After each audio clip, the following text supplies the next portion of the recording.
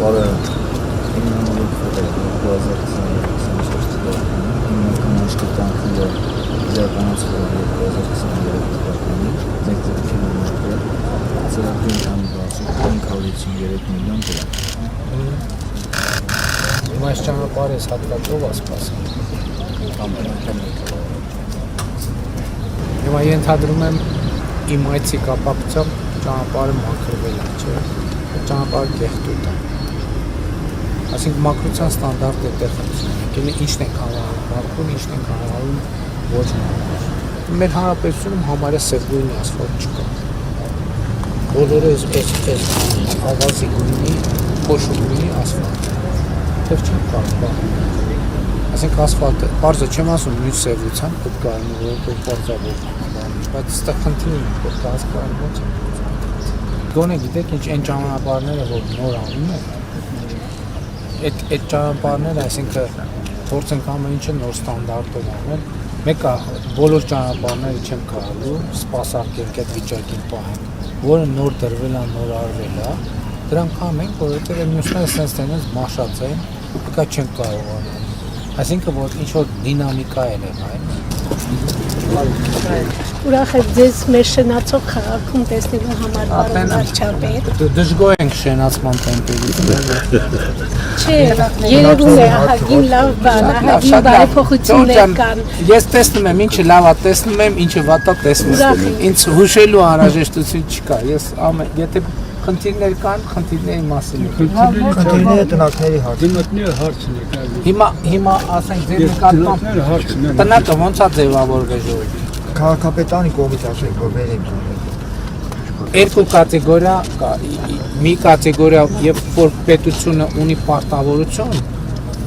ասենք երկրաշարժի հետևանքով մարդը տուն է կորցրել։ Մի րոպե, եւ երկրորդը որը չունի պարտավորություն, մարդը ուղղակի տնակի մեջ է ապրում։ Պետության գործը այն է առաջին հերթին, ում նկատմամբ ունի պարտավորություն։ Ում նկատմամբ ունի պարտավորություն, այդ պարտավորությունը կկատարենք մենք, որովհետև հիմա ընդհանուր առմամբ կատարված է, բայց դեպքեր են ի հայտ գալիս, որ օբյեկտիվ կամ սուբյեկտիվ պատճառով ֆիքսված չէ դեպքը։ Ում նկատմամբ չունի պարտավորություն։ Սա մենք պետք է հստակ տարբերակենք, որովհետև երկրում շատ խնդիրներ կան, այդ թվում բնակարանային եւ այլն, մենք պետք է հստակ հասկանանք, ում նկատմամբ պետությունը պարտք ունի եւ ում նկատմամբ պետությունը պարտք չունի։ Նրանց նկատմամբ ում նկատմամբ պետությունը պարտք չունի, այդտեղ մենք առնվազն այդ բանաձևով անելիք չունենք։ Նրանց ում նկատմամբ պարտավորություն ունի, ԲԳՎ-ները կտանք, տները կառնեն, պայմանով որ ով ԲԳՎ պետք է այդ տնակները քանդվեն պարտադիր, ուրիշ պայման չկա, որ ԲԳՎ-ը վերցրեն տունը ձեռք բերեն, ցավոք տենց դեպքեր կան հանրապետությունում, որ ԲԳՎ-ն վերցնում են կամ բնակարանա ձեռք բերվում, հետո ընտանիքի մի մաս շարունակում է